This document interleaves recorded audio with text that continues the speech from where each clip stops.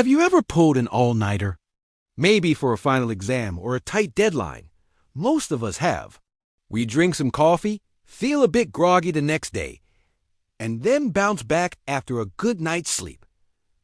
But what if you pushed it further? What if you didn't sleep for 24 hours, or 48, or even a full 72 hours? This isn't just about feeling tired. We're talking about a journey into some seriously strange territory where your brain and body start to do things you did never expect. Today, we're diving deep into the science of extreme sleep deprivation. We'll explore the timeline of what happens to you, hour by hour, as you stay awake for 3 consecutive days.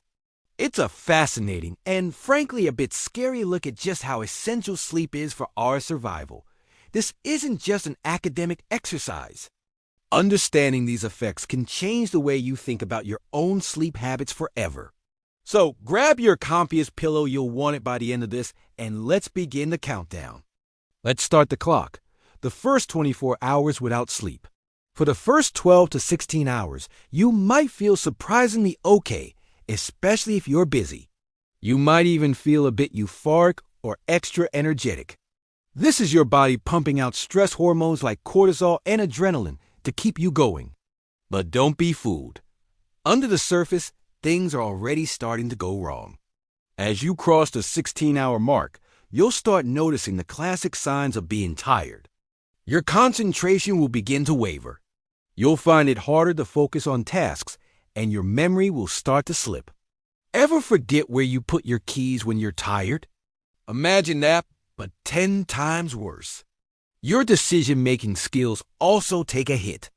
You become more impulsive and less able to weigh risks and rewards.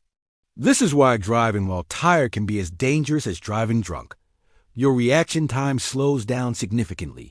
By the time you hit the 24-hour mark, you are officially sleep-deprived.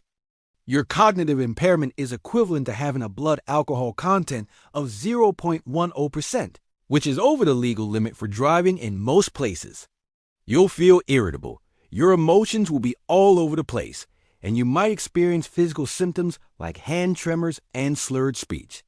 Your immune system also starts to weaken, making you more susceptible to getting sick. Essentially, after just one day, your brain is already sputtering, and your body is starting to protest. And this is just the beginning. Now we're entering day 2. 48 hours without sleep. This is where things get genuinely weird. After being awake for over 24 hours, your brain starts to do something called microsleeping. These are involuntary episodes of sleep that last from a fraction of a second to about 30 seconds. You won't even realize it's happening. You could be in the middle of a conversation or watching a video, and your brain just checks out for a moment. You'll lose your train of thought and feel disoriented. It's your brain's desperate attempt to get the rest it's screaming for, even if you're trying to force it to stay awake. As you push past 36 hours, the cognitive decline becomes severe. Your ability to think creatively or solve complex problems is practically gone. Your memory is shot, and you'll struggle to learn anything new. But the most alarming changes are perceptual. The world might start to look a little off. Colors might seem brighter. Objects might appear to have halos around them, and you could start experiencing minor visual distortions. This is because the parts of your brain responsible for processing sensory information are becoming unstable. And then come the hallucinations. At this stage, they are usually simple ones. You might see shimmering lights in your peripheral vision or think you see a bug crawling on the wall. You might hear faint sounds that aren't there, like a distant whisper or a humming noise. Your emotional state is also a mess. You might swing from feeling completely numb and apathetic to sudden bursts of anger or sadness. Your body is under immense stress, and your brain is starting to lose its grip on reality. Welcome to day 3, 72 hours without sleep. At this point, you are in a state of profound psychosis. The line between your imagination and the real world has completely blurred. The simple hallucinations from day 2 have evolved into complex and often terrifying visions. You're not just seeing lights anymore. You might see people who aren't there or objects that morph into frightening shapes. Auditory hallucinations become more distinct. You could hear clear voices or music.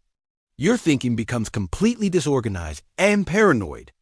You might start believing in complex delusions, thinking that people are plotting against you or that you're part of some grand conspiracy. It's very similar to the symptoms experienced by people with acute psychosis. Your sense of self can begin to dissolve, a phenomenon as depersonalization. You might feel like you re-watching yourself in a movie, or that your body isn't your own. Physically, your body is in crisis mode. Your immune system is severely compromised. Your risk of developing chronic health issues like heart disease and diabetes skyrockets, and your body's ability to regulate its core temperature is impaired. You are exhausted on a cellular level. The world record for staying awake, by the way, is about 11 days, set by Randy Gardner in 1964. By the end, he was experiencing severe paranoia and couldn't even complete simple tasks. He recovered, but doctors monitored him closely and strongly advised against anyone ever trying to replicate it. Staying awake for 72 hours is not a test of willpower. It's an act of self-harm. So what's the big takeaway from this grim journey? Sleep is not a luxury. It's a fundamental biological need, just like breathing or eating. When we sleep, our brain is incredibly active. It's consolidating memories, clearing out toxic waste products that build up during the day, and repairing cellular damage. Think of it like a nightly maintenance crew for your mind and body. When you skip sleep, that crew never gets to work. Toxins build up, connections between brain cells weaken, and your entire system starts to malfunction.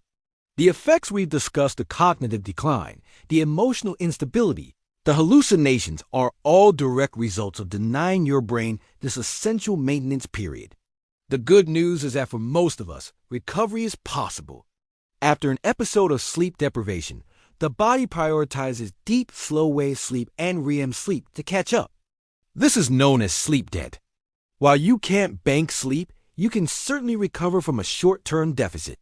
However, chronic sleep deprivation, consistently getting less than the recommended 7 to 9 hours a night, can lead to long-term, serious health consequences. So, the next time you're tempted to burn the midnight oil for a third night in a row, remember what's happening inside your head.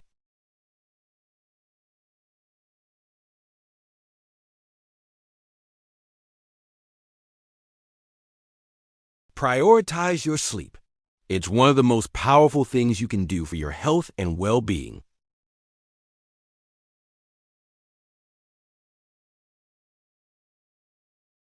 Talking to a healthcare professional or a mental health expert can make a world of difference. There are resources and support systems ready to help you. You don't have to go through it alone. Thank you so much for watching. We hope this gave you a new appreciation for the power of a good night's rest. If you found this video interesting, please give it a thumbs up and subscribe to our channel for more deep dives into science and the human body. Sweet dreams, and we'll see you in the next one.